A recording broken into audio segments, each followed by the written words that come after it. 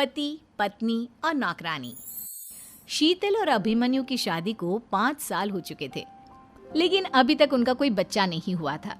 इसकी वजह से शीतल और अभिमन्यु परेशान रहते थे, लेकिन उन दोनों से ज्यादा परेशान थी शीतल की सास, यानी अभिमन्यु की माँ जानकी देवी।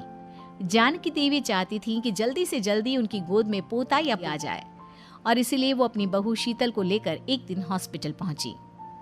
डॉक्टर मैडम, जरा ठीक से चेक करके बताइए ना।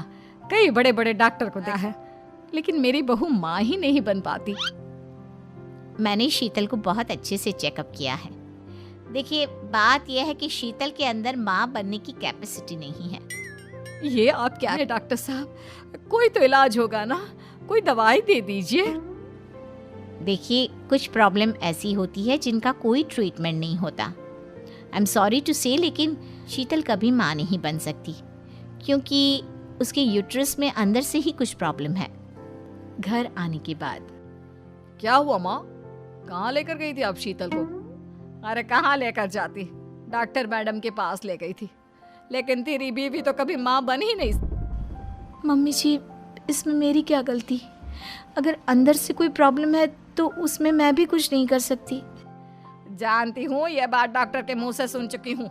अब दोबारा मेरे सामने इस बात का गाना मत गा।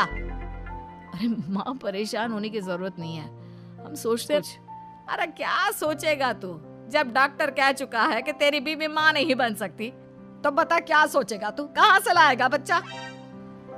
माँ, ये तो मैं भी नहीं जानता। अभिमन्यु, क्यों ना हम अनाथ आश्रम से एक बच्चा गोद ले आए? क्या फर्क पड़, बच्चा हमारा हो या गोद लिया हुआ? हाय, बड़ी बातें बनाने वाली। क्या फर्क पड़ता है? अरे क्यों फर्क नहीं पड़ता? मुझे इस वंश को आगे बढ़ाने के लिए मेरे बेटे का खून चाहिए, किसी का नहीं। लेकिन माँ, आप जानती हैं कि ये अब पॉसिबल नहीं है। मैं कुछ नहीं जानती।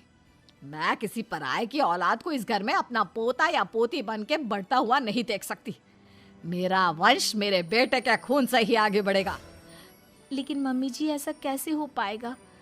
आप अच्छी तरह जानती है ना, मेरा और अभिमन्यु का बच्चा नहीं हो सकता। तो मैं अपने बेटे की दूसरी शादी करवाऊंगी, और अपनी दूसरी बीवी से ये मुझे बच्चा पैदा करके देगा। ये आप क्या कह रही हैं माँ? मैं किसी और से शादी नहीं करने वाला। मेरे रहते हुए आप अभिमन्यु की शादी किसी और से करवाएंगी? मम्मी जी, आप ऐसा कैसे कर सकती हैं? तू बस देखती जा बहू, मैं ऐसा कह सकती हूँ। कुछ दिनों के बाद, अभिमन्यु, मैंने तेरे लिए लड़की ढूंढ ली है। माँ, मैं आपको कितनी बार समझाऊं, मुझे किसी से शादी नहीं करनी है। पहले मेरी बात सुन। ये जो चमेली है ना, हमारे घर में काम करने आती है, वो तुझसे शादी करने के लिए तैयार है। मम्मी जी, आप अभिमन्यु की शादी एक नौकरानी के साथ करवाएंगी? वो इसलिए क्योंकि चमेली दिखने में बहुत खूबसूरत है, बच्चा भी सुंदर ही होगा। मम्मी जी, लेकिन एक बच्ची अपने बेटे की शादी नौकरानी के साथ करवाना, क्या ये सही है? अगर अभिमन्यु ने शादी नहीं की ना, तो मैं अपनी जान दे दूंगी।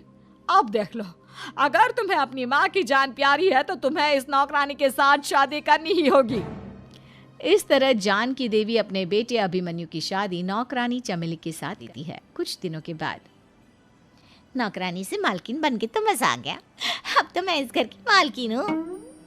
देखो, अपने आप को ज्यादा मालकिन समझने की कोशिश मत करो। एक बार तुम्हारा और अभिमन्यु का बच्चा इस दुनिया में आ जाए, उसके बाद तुम इस घर से हमेशा के लिए जाना। अरे जाओ जाओ, किसी और के आगे बातें बनाना। एक बच्चा तो पैदा नहीं कर सकी, बढ़िया आई। जाओ जाकर मेरे लिए कॉफी बना कर लाओ। नौकरानी मैं हूँ या तुम? मम्मी जी, देखिए ना शीतल मुझसे किस तरह से बात कर रही है। शीतल, तुम्हें पता है ना चमेली प्रेग्नेंट है, मेरे बेटे के बच्चे की माँ बनने वाली है। वो जैसा कहती है वैसा करो। लेकिन मम्मी जी, वो मुझे नौकरों की तरह ट्रीट कर रही है। अरे तो करेगी ना, वैसे भी बहू तुम हो किस काम की, एक बच्चा तो पैदा नहीं कर सकती। जाओ अब घर के सारे काम करो, चमेली को आराम करने दो।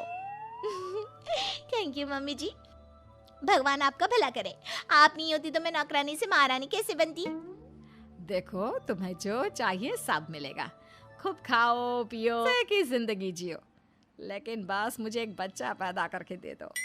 कुछ दिनों के बाद, मम्मी, बच्चे के लिए आपने मेरी शादी चमेली के साथ करवा तो दी, लेकिन दिन और रात का चैन मिट गया है। सारा दिन शीतल और चमेली की बहस चलती रहती है। अब शीतल को इस घर में रखने से क्या होगा? मैं तो कहती हूँ उसे घर से निकाल दो, है भी किस काम की। मैं ऐसा नहीं कर सकता माँ, वो मेरी पत्नी है, उससे बहुत प्यार करता हूँ मैं। तुम्हारी पत्नी चमेली है, चमेली, उससे प्यार करो। अरे बच्चे को जन्म देने वाली है वो। अभिमन्यु, मैं खुद ही इस घर से चली जाती हूँ। वैसे भी अपने ही घर में नौकरों की तरह रहकर परेशान हो चुकी हूँ। घर की नौकरानी मेरे ऊपर हुक्म चलाती है। वो तुम्हारी पत्नी बन चुकी है। अब मेरा इस घर में क्या काम? अभिमन्यु के बार बार रोकने पर भी शीतल उस घर से चली जाती है। कुछ दिनों के बाद चमेली एक बच्चे को जन्म देती है। भगवान ने मेरी सुन ली, मेरे बेटे का घर भर गया, उसका अपना बच्चा इस दुनिया में आ गया। मम्मी जी, बच्चे को हाथ लगाने से पहले मेरी एक शर्त तो सुन लो। तुम कहना क्या चाहती हो चमेली? आपकी मम्मी को बहुत शौक था ना अपने पोते को खिलाने का। अब देखो, हर चीज की कोई ना कोई कीमत तो होती है। तुम अपनी आधी प्रॉपर्टी मेरे नाम कर दो, बच्चा तुम्हारे नाम। अरे लेकिन मैंने अपने बेटे से तुम्हारी शादी करवाई है, अब ये सौदेबाजी कहाँ से आ गई? जो औरत अपनी बहू को घर से निकाल कर एक नौकरानी के साथ अपने बेटे की शादी करवा दे, बाजी कर ही सकती है ना। उसका कैसे भरोसा कर सकते हैं? मुझे बस आप लोगों की प्रॉपर्टी चाहिए, उसके बाद ही बच्चे को आप हाथ लगा सकते हैं। मैंने कहा था ना मम्मी, आप गलत कर रही हैं। देखिए, उसका नतीजा आपके सामने है। जब शीतल को पता चलता है कि अभिमन्यु और चमेली का बच्चा दुनिया में आ गया है, तो वो अपने घर पहुंचती है। अभिमन्यु, कहाँ है आपका बच्चा? क्या मैं उसे देख सकती हूँ? कुछ भी मत पूछो शीतल, माँ की हुई एक गलती हम लोगों पर भारी पड़ रही है। वो नौकरानी अपनी औकात पर आ गई है और अब हमसे अपनी आधी प्रॉपर्टी मांग रही है, वो भी बच्चे के बदले में। एक बात कहूँ अभिमन्यु, आप कुछ भी देने से मना कर दो। अरे कैसी बात कर रही हो? मेरे बेटे की औलाद है उसके पास, ऐसे कैसे मना कर दे? मम्मी जी, वो अभिमन्यु का बच्चा नहीं है, वो चमेली और उसके बॉयफ्रेंड का बच्चा है। ये तुम क्या कह रही हो शीतल? ये देखिए वीडियो। चमेली और उसका बॉयफ्रेंड आपस में बातें कर रहे हैं कि उन दोनों ने मिलकर आपको बेवकूफ़ बनाया है और अब इस बच्चे के बदले आपसे प्रॉपर्टी भी हड़प लेंगे। भगवान, ये मुझसे क्या हो गया? ना तो बच्चा मिला और अपने बेटे की नौकरानी के साथ शादी करवा दी, सो अलग। अब क्या होगा? मुझे माफ़ कर दो शीतल, मेरी वजह से तुम्हें बहुत तकलीफ हुई है। अभिमन्यु, मैंने कहा ना, उस नौकरानी को उसके बच्चे सहित इस घर से बाहर निकाल दो। लगता है मेरे अभिमन्यु का बाप बनने का सपना अधूरा ही रह जाएगा। अभिमन्यु, अपनी मम्मी से परेशान ना हो। आपको याद है एक बार हम एक IVF सेंटर गए थे, मैंने फिर से वहाँ जाकर बात की थी और आपको पता है इस बार मैं प्रेग्नेंट हूँ, क्योंकि हमने वहाँ पर प्रोसीजर करवाया था जिसकी वजह से मैं प्रेग्नेंट हो गई थी और इस बात का पता मुझे बस कुछ महीने पहले ही लगा है। हमारा बच्चा इस दुनिया में आने वाला है अभिमन्यु। मुझे माफ कर दो शीतल बहू, मुझसे बहुत बड़ी गलती हो गई।